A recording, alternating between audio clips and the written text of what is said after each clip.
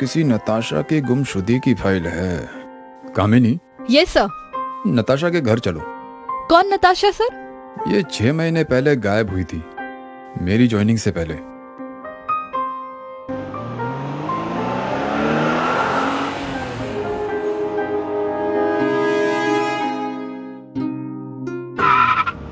माँ जी, I know आपने जब अपनी बेटी की मिसिंग रिपोर्ट लिखवाई थी तब इस केस को हैंडल करने वाले इंस्पेक्टर विनय को सब बताया था, लेकिन उनके ट्रांसफर के बाद अब ये केस मेरे अंडर आ गया है।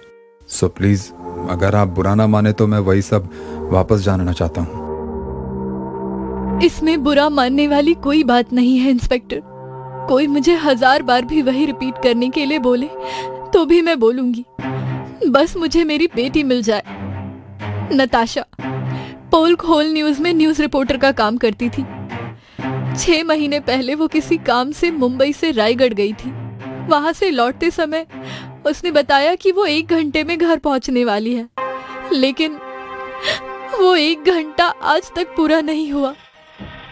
माँ जी, नताशा रायगढ़ अकेली गई थी या किसी के साथ? जी, अकेली ही गई थी।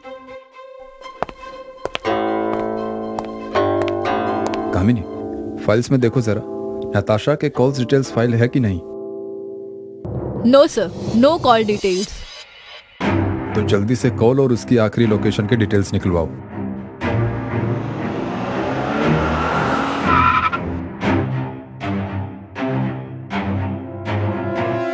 सर, नताशा की सीडीआर की कॉपी आ चुकी है, जिसमें उसकी लास्ट लोकेशन NH10 हाईवे है।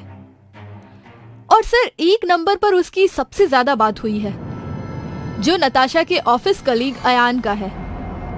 गुड, तुम इस आर्यन के भी CDR और लास्ट लोकेशन भी निकलवाओ। Yes sir.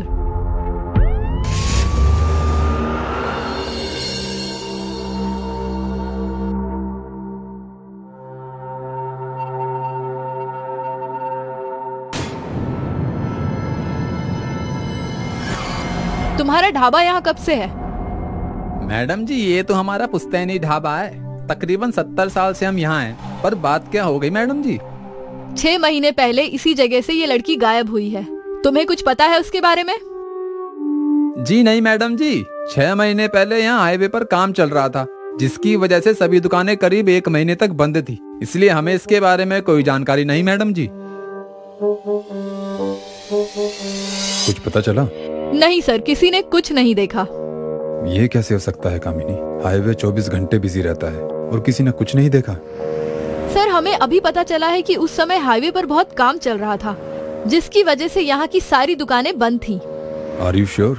ढाबे वाले ने और आसपास के लोगों ने तो यही बताया है sir. Excuse me sir. Hello, ठीक है सर। जिस दिन नताशा का फोन बंद हुआ था, उस दिन अयान का मोबाइल फोन यहीं पर ट्रेस हुआ है, और ठीक 1.5 घंटे बाद उसकी लोकेशन उसके घर पर शो हुई थी। एक काम करो, स्केलेटन डिटेक्टर मशीन मंगवाओ। Okay sir.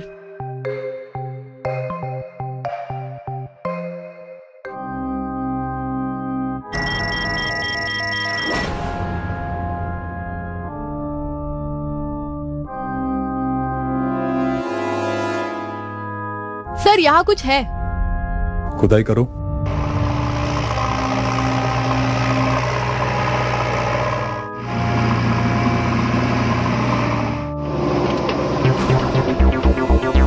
कामिनी, सारे सबूत और कंकाल को फोरेंसिक भिजवाओ और पता करो कि ये कंकाल नताशा का है या किसी और का।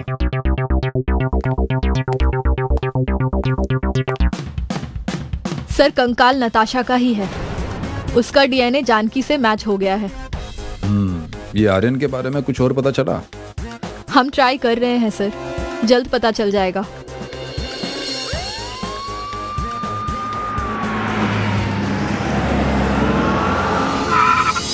सर, नताशा की जाने के बाद अयान भी ऑफिस छोड़कर कहीं चला गया। जिया जी, आपके पास उसका कोई एड्रेस या फोन नंबर है? जी नहीं, ऑफिस छोड़ने के बाद ही उसका नंबर बंद है, और जहाँ वो रहता था वहाँ है भी नहीं। मैं एक बार अप्रोच कर चुकी हूँ। उसकी कोई फोटो? हाँ सर, फोटो है। 1 मिनट।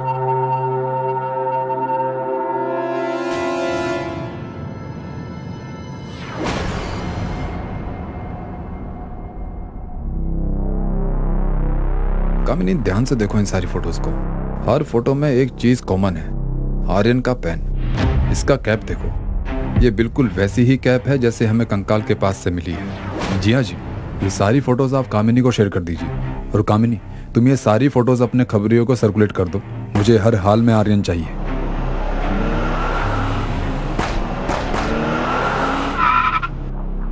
सर, अयान का पता चल गया है। वो यहाँ से 300 किलोमीटर दूर सोनापुर जिले के इस घर में छुपकर बैठा हुआ है। इस आर्यन के अब छुपने छुपाने के दिन खत्म हुए।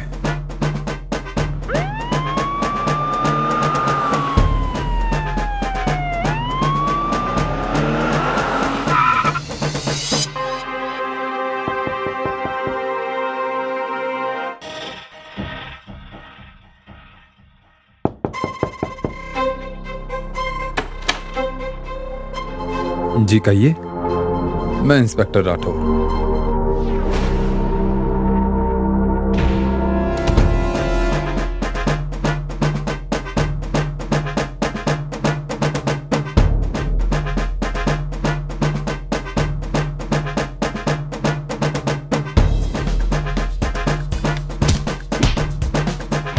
जितना भागना था तुम भाग चुके हैं, अब और नहीं। चलो उठ।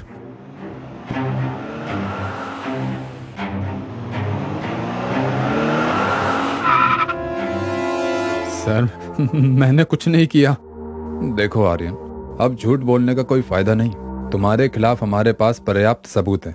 कत्ल के वक्त तुम नताशा के साथ NH10 हाईवे पर मौजूद थे। तुम्हारे पेन की कैप भी हमें नताशा के कंकाल के साथ मिल चुकी है, इसलिए सच बोलो। पोल खोल न्यूज चैनल के साथ काम करते हुए मैंने पैसों का गबन किया था, जो नताशा को पता चल गया। वो पैसा लौटाने के लिए कहने लगी, लेकिन मैं वो पैसा क्रिप्टो करेंसी में डुबो चुका था। मगर मैंने उसे प्रॉमिस किया था कि मैं जल्द ही पैसों का अरेंजमेंट कर लूंगा, लेकिन कर नहीं पाया। उसे समझाने के इरादे से मैं उसे मुंबई से बाहर ले गया। वो समझने के लिए ही तैयार नहीं हुई। मुझे कंपनी का पैसा लौटाने के लिए थोड़ा और समय चाहिए था, लेकिन वो मुझे और समय देने के लिए तैयार नहीं हुई। इसी बात को लेकर हमारी लड़ाई हो गई और मैंने गुस्से में आकर उसका गला दबाकर मार दिया। उस रात NH10 हाईवे पर चल रहा काम बंद था, तो मजदूरों के ना होने का फायदा उठाकर मैंने नताशा को वहीं रोड पर ही दफन कर दिया। लेकिन तुम्हारे न्यूज चैनल ने तो पैसों की चोरी के लिए कोई रिपोर्ट फाइल नहीं की। कंपनी छोड़ने से पहले मैंने सारी एंट्रीज बदल दी थी, जो ऑडिट में ही पकड़ी जा सकती हैं, और ऑडिट नेक्स्ट फाइनेंशियल ईयर आने पर ही होता है। ये तो मेरी बदकिस्मती है कि आप आज आ गए। अगर कल आते तो मैं अमेरिका शिफ्ट हो चुका होता, कभी हाथ नहीं आता। हर अपराधी यही सोचता है कि वो बच जाएगा, लेकिन वो ये भूल जाता है कि कानून के हाथ बड़े लंबे होते हैं। तुम अमेरिका तो क्या पाताल भी चले जाते तो ये राठौर तुम्हें वहां से भी पकड़ लाता। अब उम्र भर जेल को एंजॉय करो। सर, आपने डायलॉग बहुत पुराना मारा था। कानून के हाथ बहुत लंबे होते हैं। वैसे सच कहूं सर, तो मुझे लगा ही नहीं था कि ये केस सॉल्व होगा, लेकिन आपने बॉडी और खूनी दोनों को ढूंढ निकाला। आप सच में कमाल हैं। अपना तो ऐसा ही है। कामिनी ने प्रियंका को अरेस्ट किया है और उससे पूछताछ कर रही है। बोलो, क्यों किया तुमने ये सब और किसके कहने पर किया? मैंने कुछ गलत नहीं किया, आप प्लीज मुझे छोड़ दीजिए। तुमने जो किया वो गलत किया या सही किया, ये हम तय करेंगे। वारदात की जगह रंगे हाथों पकड़ने के बावजूद भी तुम कह रही हो कि तुमने कुछ नहीं किया। संजू सुबह सुबह अपने बिस्तर से उठकर नहाने के लिए जाता है और फिर किचन में जाकर नाश्ता बनाने लगता है और अपनी बेटी को आवाज लगाता है। सोना, सोना बेटा, सोना बेटा, उठो बेटा। चलो रेडी होकर नीचे आ जाओ, ब्रेकफास्ट रेडी है। थोड़ी देर बाद सीढ़ियों से एक लड़की अपने हाथ में डॉल लेकर नीचे आई। पापा, आज आपने क्या बनाया है? आज हमने आपका और आपकी किटी का फेवरेट ऑमलेट बनाया है, वो भी चीज वाला।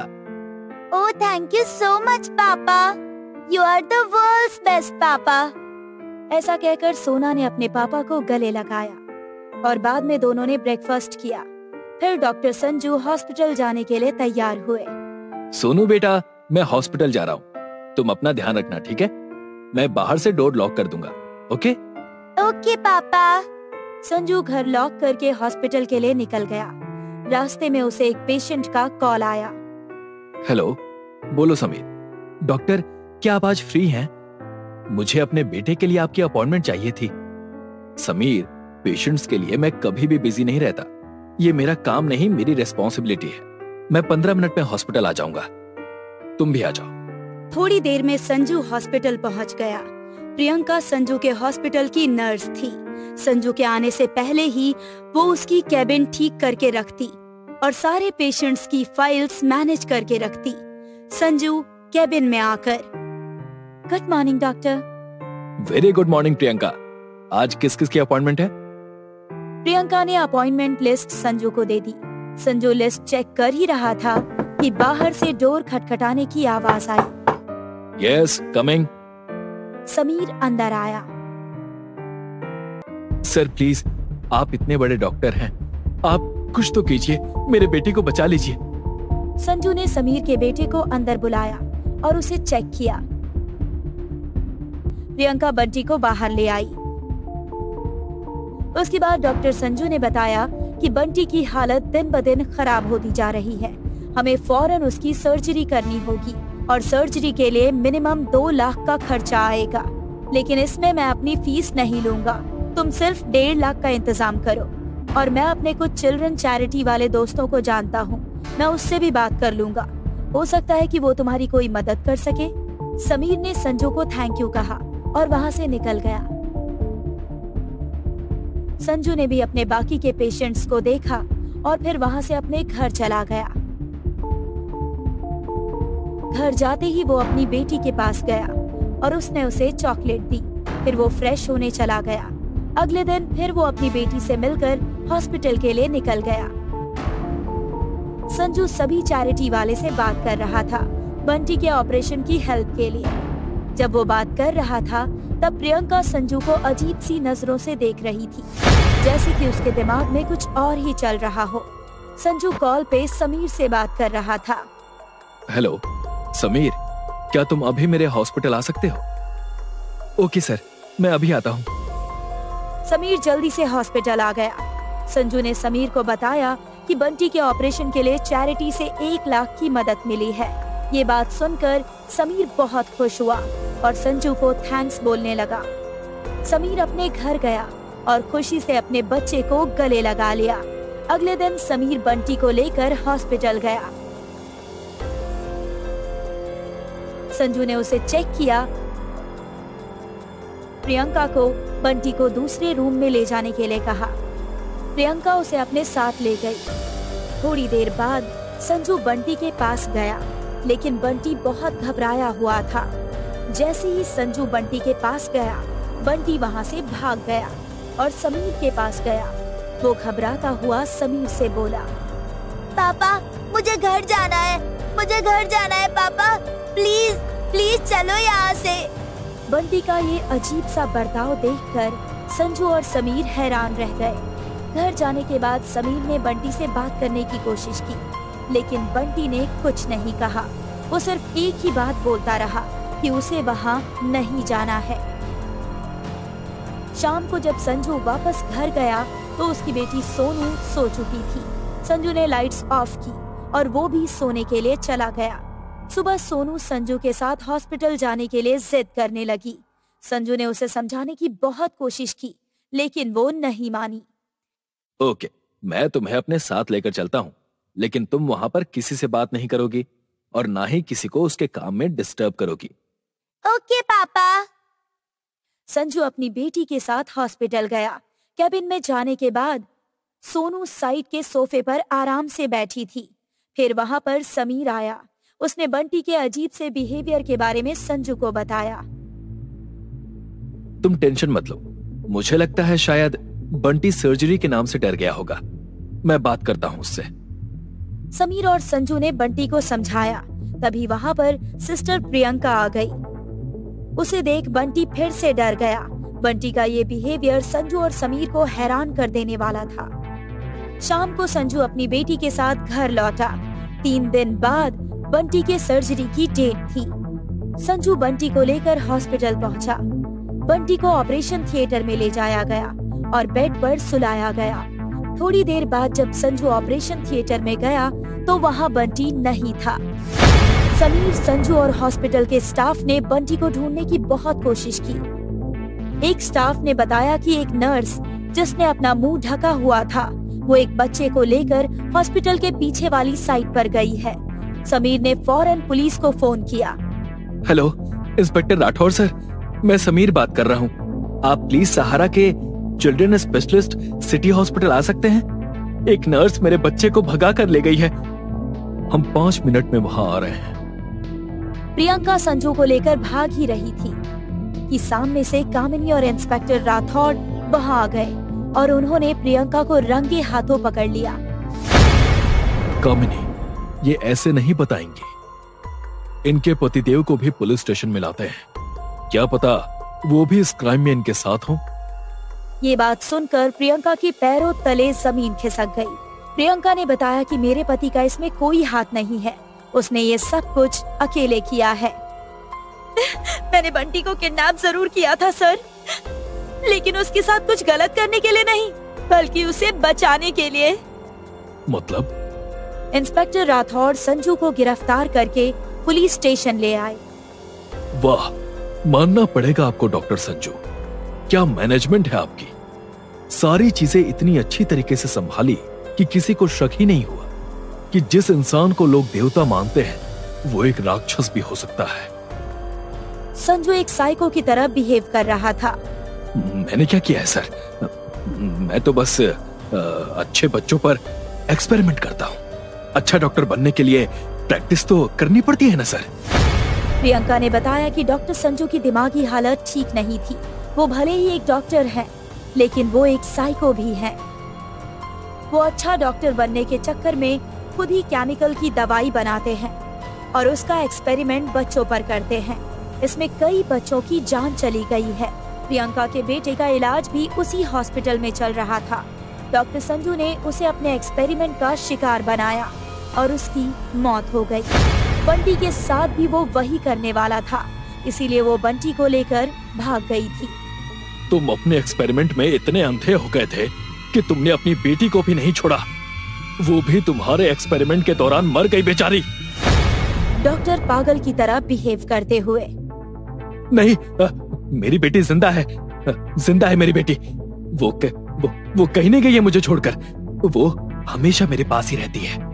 प्रियंका ने बताया था कि डॉक्टर संजू की एक बेटी भी थी जिस पर उसने एक्सपेरिमेंट किया था और उसकी भी मौत हो गई, और ऐसा कई सालों से चलता आ रहा था। प्रियंका को ये बात तब पता चली जब उसके बेटे की मौत के बाद उसने डॉक्टर संजू को आईने के सामने बात करते हुए देखा था। मैंने कुछ नहीं किया है, मैंने तो बस एक्सपेरिमेंट किया था प्रियंका के बेटे पर। अब वो मर गया, उसमें मेरी कोई गलती नहीं है। हाँ, वो तो अपने आप ही मर गया। कमजोर था बेचारा, इंजेक्शन की पावर शायद सहन नहीं कर पाया। ये सारी बातें प्रियंका चुपके से सुन रही थी। वो तभी अपने बेटे की मौत का बदला लेना चाहती थी, लेकिन उसके पास डॉक्टर संजू के खिलाफ कोई सबूत नहीं था। लेकिन अब उसके पास सबूत था, उन सारे बच्चों की झूठी मेडिकल रिपोर्ट्स जिन पर संजू ने एक्सपेरिमेंट करके उन्हें मार डाला था। ये सारे रिपोर्ट संजू कहाँ छुपा कर रखता था ये प्रियंका पहले नहीं जानती थी। लेकिन आज सर्जरी से पहले जब संजू हॉस्पिटल के एक कमरे में गया जहाँ किसी और को जाने की परमिशन नहीं थी, तब प्रियंका ने उसका पीछा किया और संजू वहाँ से लॉक लगाकर बाहर निकला तो प्रियंका ने उसे धक्का दिया और उसके जेब से कमरे की चाबी चुरा ली। प्रियंका ने चुपके से अंदर जाकर देखा तो सारी रिपोर्ट्स वहीं पर थी। तब उसका ध्यान उसकी घड़ी पर गई। बंटी की सर्जरी के लिए सिर्फ 5 मिनट बाकी थे। प्रियंका को कुछ समझ नहीं आया कि वो क्या करे, इसीलिए वो बंटी को ऑपरेशन थिएटर से भगा कर ले गई ताकि वो सर्जरी को रोक सके। संजू की बेटी को मरे हुए 2 साल हो चुके थे, लेकिन उसकी बेटी सिर्फ उसके इमेजिनेशन में जिंदा थी। इंस्पेक्टर राठौर समझ गए थे कि अगर संजू बाहर रहा तो और भी बच्चों को इससे खतरा हो सकता है, इसीलिए उन्होंने संजू का लाइसेंस कैंसिल कर दिया और उसे मेंटल हॉस्पिटल भेज दिया ताकि उसका इलाज हो सके। हमने ये केस आसानी से सॉल्व तो कर दिया, लेकिन उन बच्चों को न्याय नहीं दिला पाएंगे सर, जो इस एक्सपेरिमेंट में मारे गए। हम जनता के रक्षक हैं कामिनी। हम जुर्म को कम करने की कोशिश तो कर सकते हैं, लेकिन उसे पूरी तरह से नष्ट नहीं कर सकते। जुर्म के कई चेहरे हैं, इसलिए आप सबसे विनती है कि हम तो हैं ही आपकी रक्षा के लिए, लेकिन आप भी अपना और अपने बच्चों का ध्यान रखिए।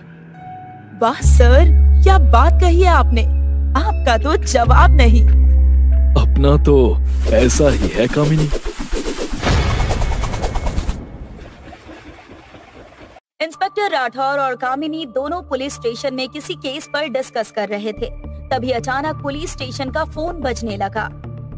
सर प्लीज जितनी जल्दी हो सके आप राजदीप सोसाइटी पहुंच जाइए। मेरी वाइफ ने सुसाइड करने की कोशिश की है। उन्होंने सुसाइड करने की कोशिश की है या फिर आपने उन्हें मारने की? सर आप एक बार आ जाइए, आपको सब पता चल जाएगा। राहुल की बात सुनकर राठौड़ और कामिनी दोनों राजदीप सोसाइटी के लिए निकल गए। फ्लैट नंबर 304 के बाहर कुछ लोगों की भीड़ जमा थी। अरे यहाँ पर भीड़ क्यों लगा रखी है? चलो जाओ यहाँ से, कहीं कुछ हुआ नहीं कि लोग तमाशा देखने पहले चले आते हैं। ये राहुल कौन है? सर मैं ही राहुल हूँ और मैंने ही आपको कॉल किया था। ये मेरी पत्नी मृदुला है। इसी ने अपने हाथ की नस काटकर सुसाइड करने की कोशिश की थी। मृदुला, तुमने सुसाइड करने की कोशिश क्यों की? तुम्हें पता है सुसाइड करना कानूनन अपराध है, इसके लिए तुम्हें जेल भी हो सकती है। आखिर ऐसा भी क्या हो गया कि तुम अपनी जिंदगी खत्म करना चाहती हो? मरना यदि मेरे नसीब में नहीं लिखा है तो मुझे जेल ही ले चलो, मगर इन सब से बहुत दूर ले चलो। या तो मुझे इस मुसीबत से बाहर निकालो या फिर मुझे मर जाने दो। मृदुला जोर जोर से रोने लगी। उसकी बातें सुनकर इंस्पेक्टर राठौर ने कामिनी की ओर इशारा किया और उसे चुप कराने को कहा।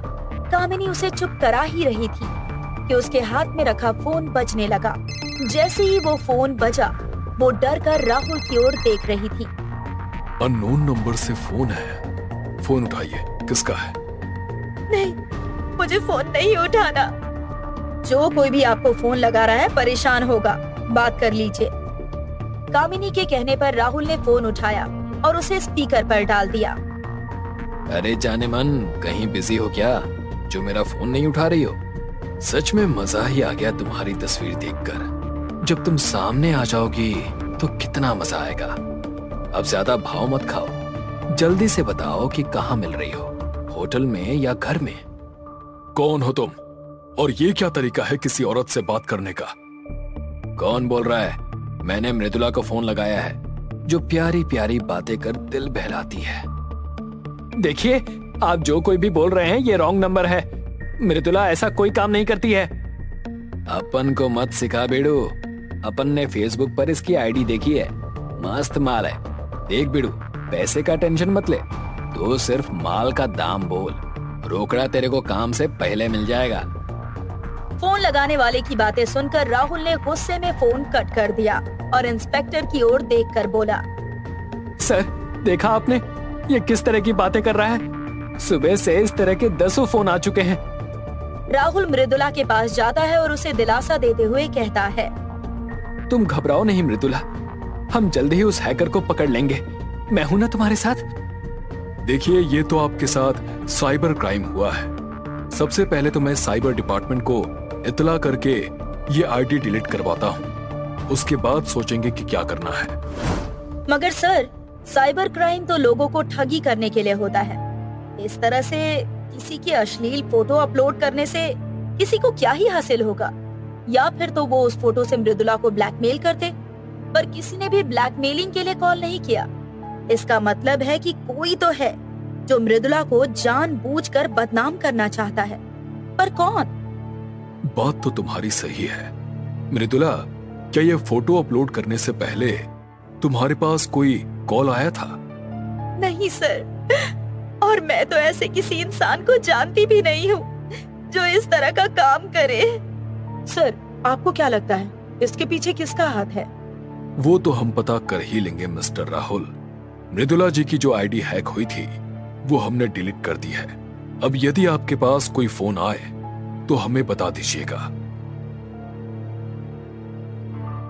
ये क्या सर, हम लोग तो पता कर सकते हैं कि किसने ये आईडी हैक की है, तो फिर किसी के फोन के आने का इंतजार क्यों?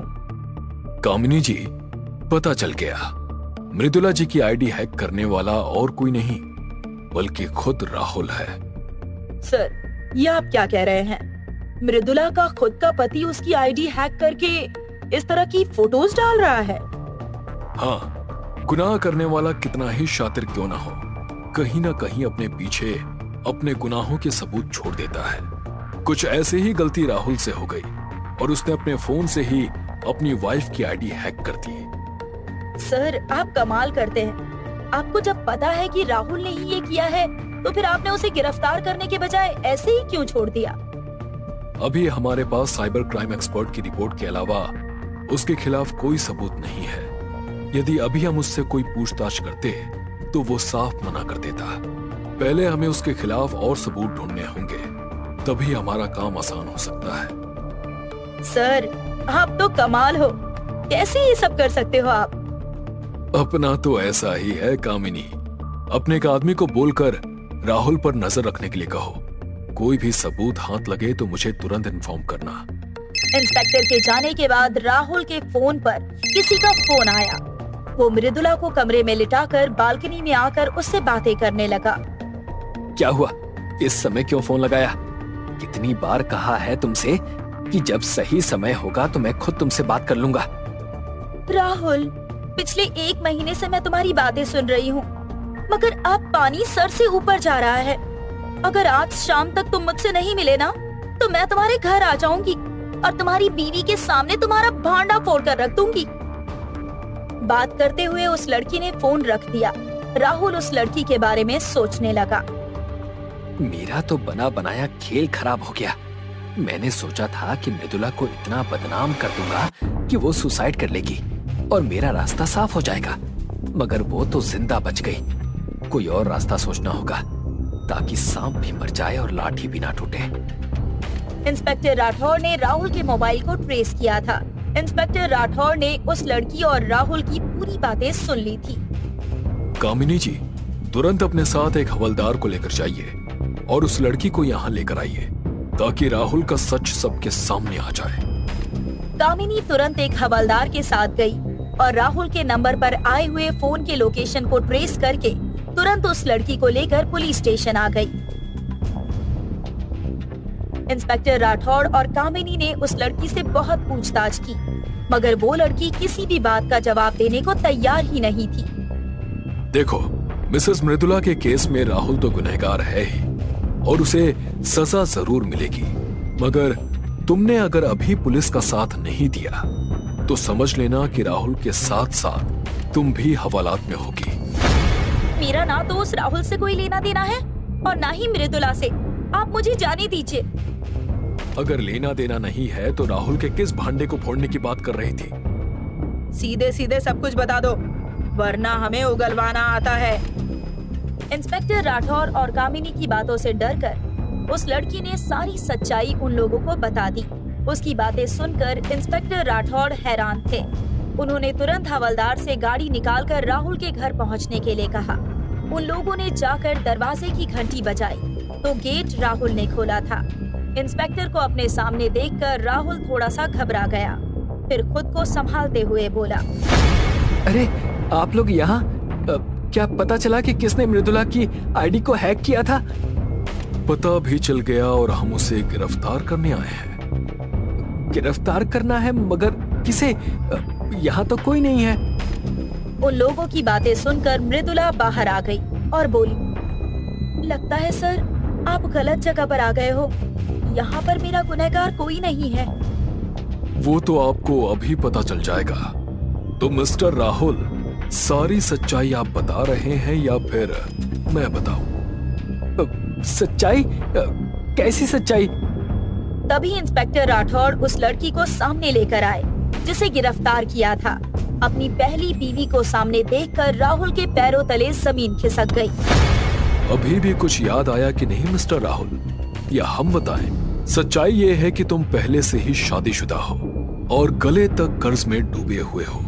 गुंडे तुम्हें मारने की धमकी दे रहे हैं। तुमने इस सारी परेशानी से बाहर निकलने के लिए अपनी पहली पत्नी के साथ मिलकर एक प्लान बनाया, किसी अमीर बाप की बेटी को फंसाकर उससे शादी करने का प्लान। तभी सोशल मीडिया पर तुम्हें मृदुला की फोटोज दिखी। मृदुला को उसकी दौलत के लिए फंसाया था और उसे मारकर तुमने खुद को परेशानी से बाहर निकालने का बहुत अच्छा रास्ता अपनाया था, साइबर क्राइम का, ताकि किसी को भी तुम पर शक ना हो। मगर तुम ये भूल गए हो कि गुनहगार कितना ही शातिर क्यों ना हो, कानून की नजर से बच नहीं सकता। मृदुला जी, आपकी आईडी भी इन्होंने ही हैक की थी और आपको फोन लगाने वाला आदमी भी इनका ही था। यह आपको मेंटली इतना परेशान कर देना चाहता था कि आप खुद सुसाइड कर ले, और आपने सुसाइड करने की कोशिश भी की। मगर यह आपकी खुशकिस्मती थी और राहुल की बुरी किस्मत की आप बच गई। राहुल, अगर तुम्हें सिर्फ पैसे ही चाहिए थे तो मुझसे मांग लेते। तुम्हारे प्यार में मैं अपनी सारी जायदाद तुम्हारे नाम कर देती। एक बार बोल तो दिया होता। ऐसा कहकर मृदुला ने राहुल को एक जोरदार थप्पड़ मारा। चलिए मिस्टर राहुल, अब आपको अपने गुनाहों की सजा मिलने का समय आ गया है। सर, आपकी नजर से कोई बच नहीं सकता। आप कमाल के हो। कैसे कर लेते हो आप ऐसा? अपना तो ऐसा ही है कामिनी।